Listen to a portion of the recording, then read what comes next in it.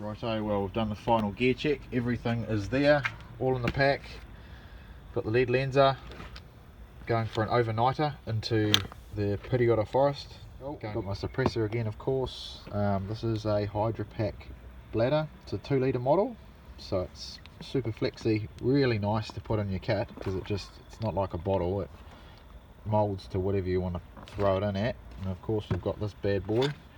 It's got the roaring horn, got the boots, got the rifle there. Happy days. We've got the first activity for the day.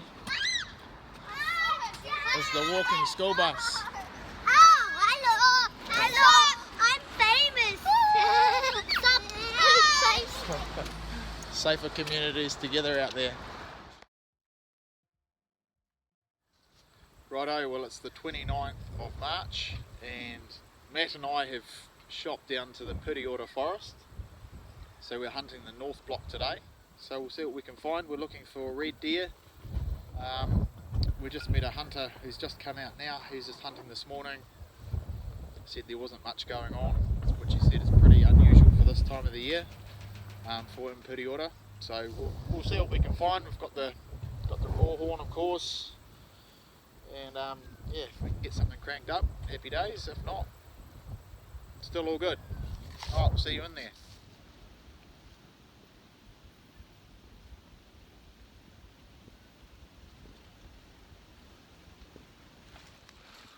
Righto, well we've just strolled on into the Pureora forest, and beautiful conditions to be fair.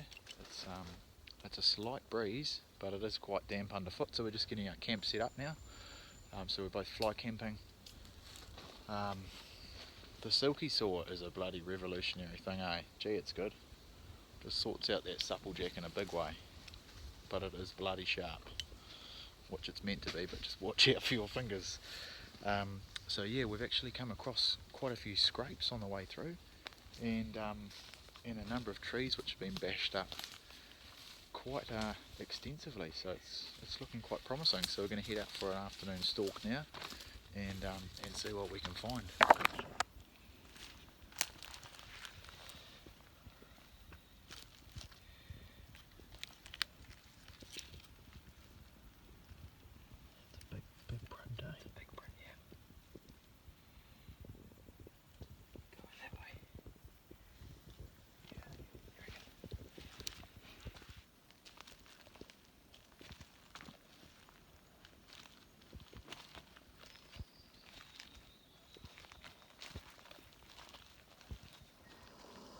Dinner time at the Chase and Gather HQ. Salami, bit of pasta there. You've got your hydration solutions as well there, Matty. Yeah. Few scones. Yeah, all is well. No deer on the deck tonight, so there's no back steaks, but we'll hope to remedy that tomorrow. We'll see how we get on. Beautiful start to the day. I've had breakfast, up and into it. Matt and I have gone different ways today. I'll try and cover a bit more ground. And we'd actually just had some hunters come through our campsite, so had a bit of a yarn. Just see where everyone's going, make sure no one's crossing over. Those guys are from Cambridge, so if you guys see this video, g'day lads.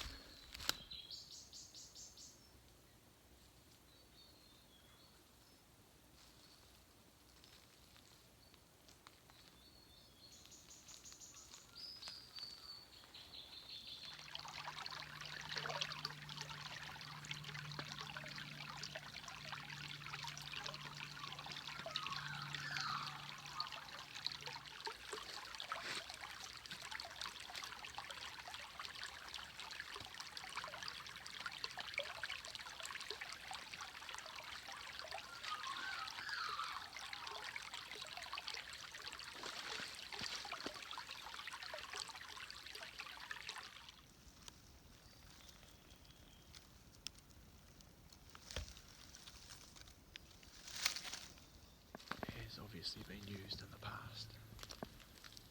This is sort of the area that it's based around. So it's got a nice leading sort of ridge and spur, comes down to there. Bit of sun, and yeah, that's where it is. I've given a few moans and things, but haven't had any replies. It's right on the end of March now in the Pureora forest, and the stags have definitely not started up yet. So we'll keep on pushing on and try and find another willow. We'll see how we get on.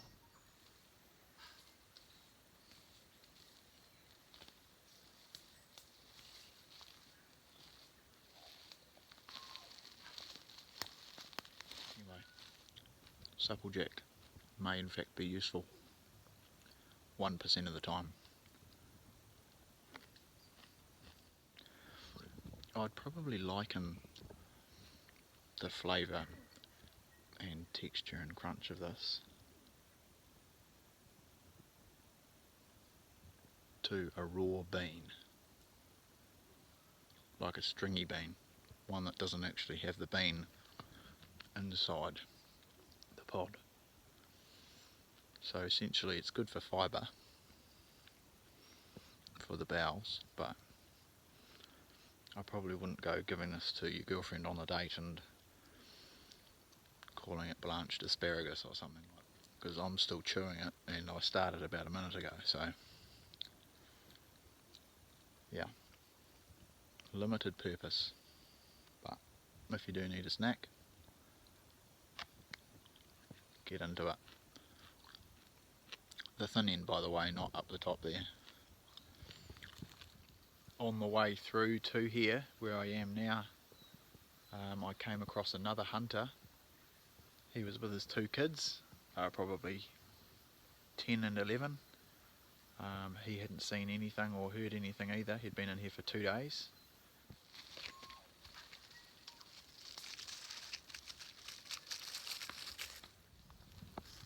Okay, well, sorry I didn't capture any of that. It was a bit rushed. But the chase and gather team are on the board for the raw.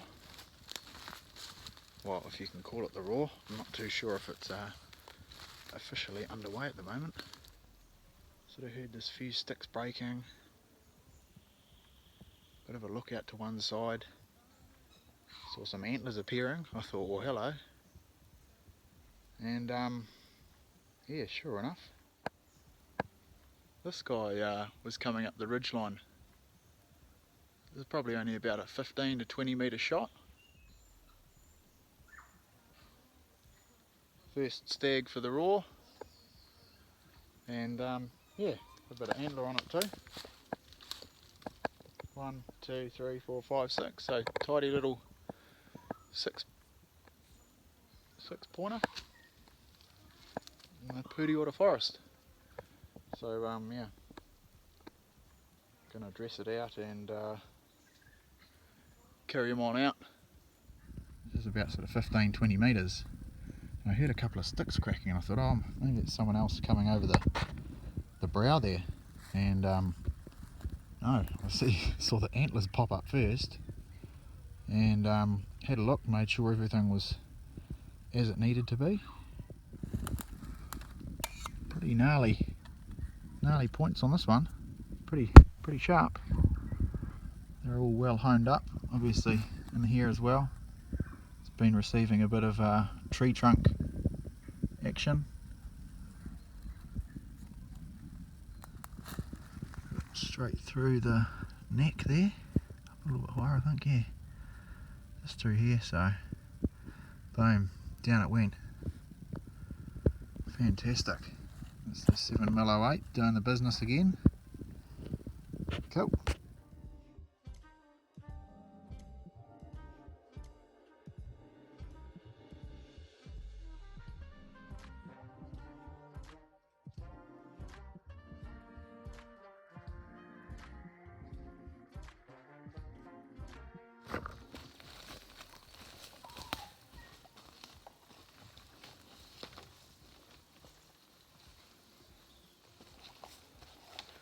Getting it done, people.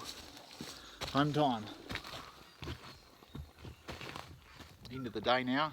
Probably got about another hour of light, and then it's going to be lead lenser o'clock. Yeah.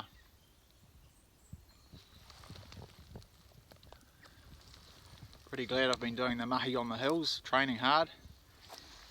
This is what it's all for. End of the day, when you're a bit tired and hunted for the day, you've got to push on.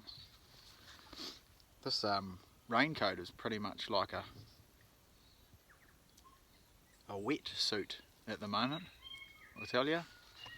There's a bit of sweat accumulating under there. The back's probably full of blood, I don't know.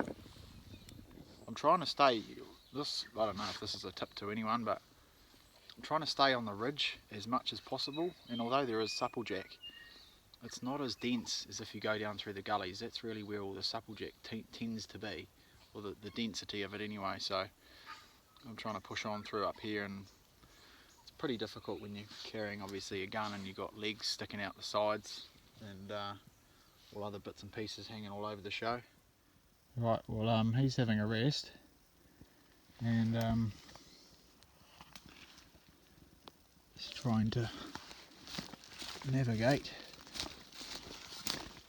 find my way back onto a track or something.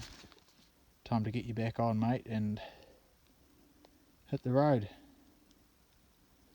Yeah, let's get going. It's 8 o'clock at night now, so dark o'clock. I have a few people ask me with my training and that, they're like, why do you do those inverted sit-ups where you've got the feet up in the frame and that, and then you do your sit-ups, sort of like the Rocky Balboa and the hay barn situation. Well, I say, well, times like these, it's when you've got to be able to do your sit-ups.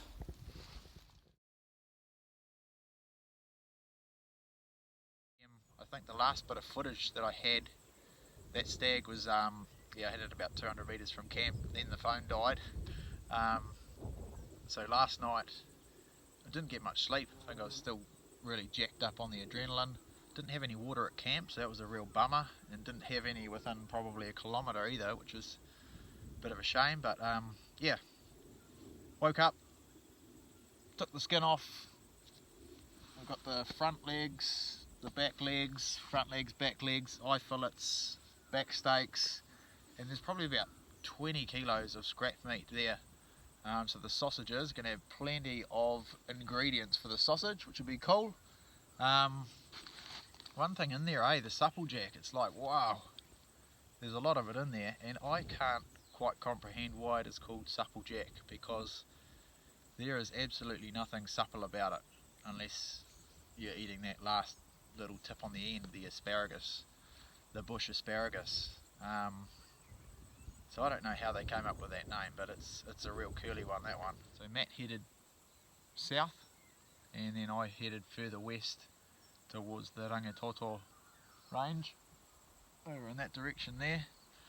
And yeah, not anything going actually. There wasn't any roars or any moans at all, and it's the 30th of March. And after speaking to a couple of other hunters, they said it's normally kicked off by now, so the stags have shut up shop. Well, in fact, they probably haven't even opened up the shop yet. They're not very interested in customers, so yeah, didn't hear any moans or anything at all. So carried the whole thing back to camp. That was a bit of a mush, that was. It's probably about 1.7 k's through the Pureora forest, or the supplejack forest, under headlamps. So yeah, I got back to camp at about 8 o'clock. Had some of the stag heart for dinner. I had some porridge as well from the morning. But it has carried the load, man. There is, without exaggeration, about 70, it's probably closer to 80 kilos in there. With the skin, the whole animal of that stag. Yeah, it's a donkey, but man, it's done the work. Well done to the ferry down team. Beautiful. Right, I'm going to pack this away and get on the road, get out of here.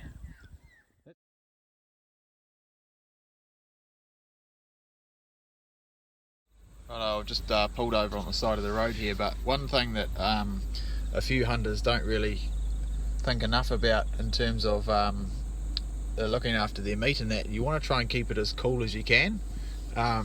So what I generally do, if I'm in the vehicle or whatever on the way back, I try and just let the windows down in the car and get the air flowing through.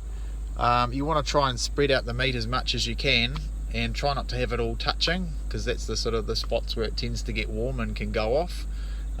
So yeah, open all the windows up, let the air flow through, try and get the smell of stag out of the vehicle before anyone knows about it, and yeah, just try and keep that meat as cool as you can, get it refrigerated or get it hanging in a nice ventilated area, and look after your meat, because it'll taste so much better if you're not having to deal with rotten meat. Yeah, yuck.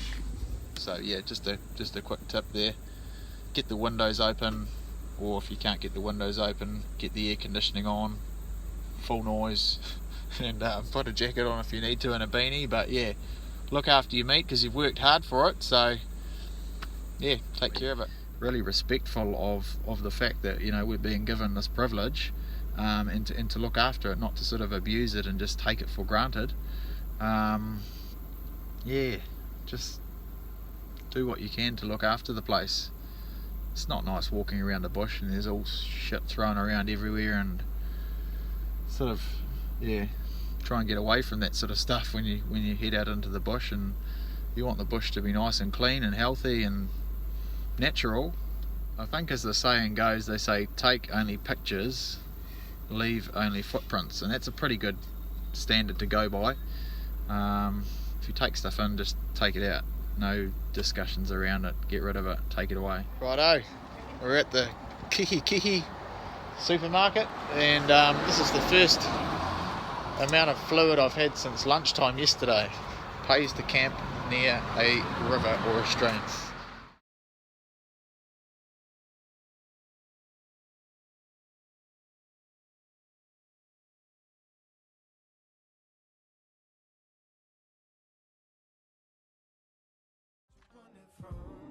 Before you know where you're running to, what you leave behind. I'll be gone when the morning comes. The sun gonna